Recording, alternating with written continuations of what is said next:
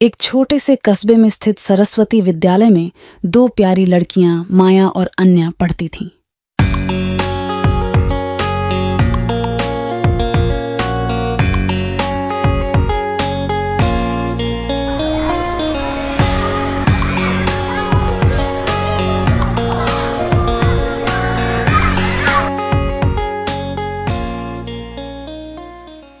वे बहुत अच्छी दोस्त थीं और हमेशा एक दूसरे की मदद करती थीं। दोनों को नई नई पहेलियां सुलझाना और रहस्यमयी कहानियां पढ़ना बहुत पसंद था।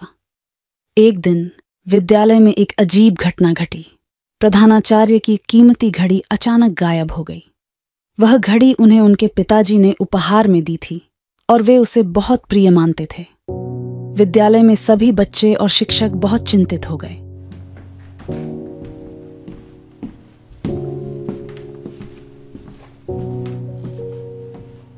प्रधानाचार्य ने घोषणा की कि जो भी इस रहस्य को सुलझाएगा उसे विशेष पुरस्कार दिया जाएगा।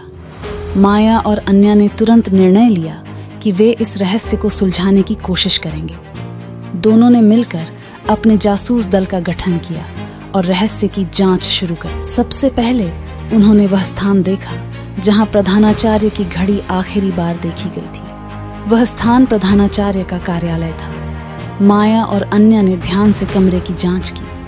उन्होंने देखा कि खिड़की का एक कोना थोड़ा खुला हुआ था। माया ने अन्या से कहा, देखो, शायद कोई खिड़की से अंदर आया हो।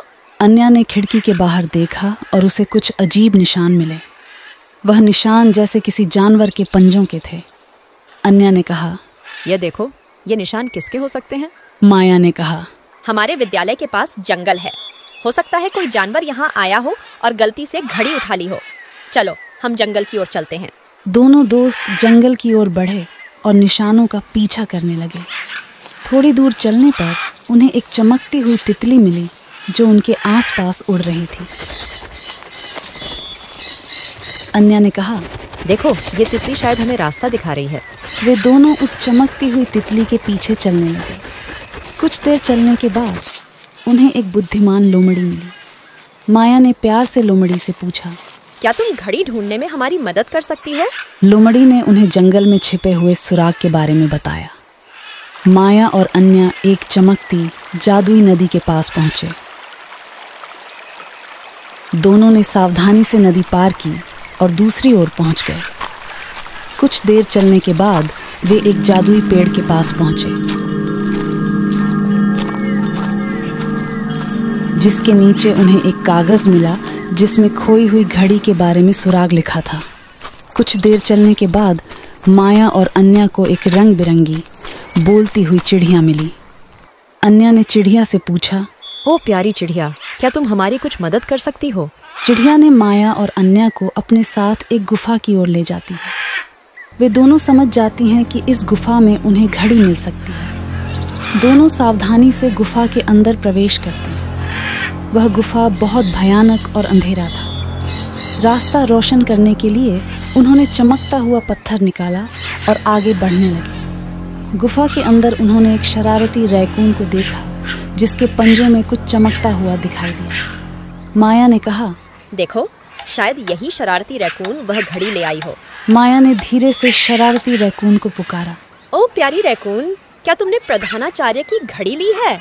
शरारती रैकून ने ध्यान से उनकी ओर देखा और धीरे धीरे उनके पास आ गई। उसके पंजों में प्रधानाचार्य की कीमती घड़ी थी।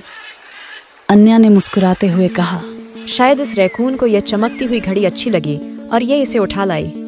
दोनों ने मिलकर रैकून से घड़ी ली और उसे प्रधानाचार्य के पास ले गए। प्रधानाचार्य घड़ी को देखकर बहुत खुश हुए और उन्होंने माया और अन्या की प्रशंसा की। उन्होंने कहा, तुम दोनों ने मिलकर जिस तरह इस रहस्य को सुलझाया वो वाकई काबिले तारीफ है। तुम्हें इस विशेष पुरस्कार का हकदार माना जाता है। माया और अन्या को एक सुंदर ट्रॉफी और विद्यालय के सबसे अच्छे जासूसों का खिताब मिला। उनकी दोस्ती और टीम वर्क की सभी ने बहुत तारीफ की। उन्होंने यह सीखा कि मिलजुल कर काम करने से कोई भी मुश्किल काम आसान हो सकता है। इस तरह इन दो नन्हे जासूसों ने न सिर्फ अपने विद्यालय का एक बड़ा रहस्य सुलझाया, बल्कि यह भी साबित किया कि सच्ची दोस्ती और मिलजुल कर काम करने से हर समस्या का समाधान संभव है। अगर आपको ऐसी वीडियो देखना पसंद है तो प्लीज़ चैनल को सब्सक्राइब करें और बेल आइकॉन को दबाएं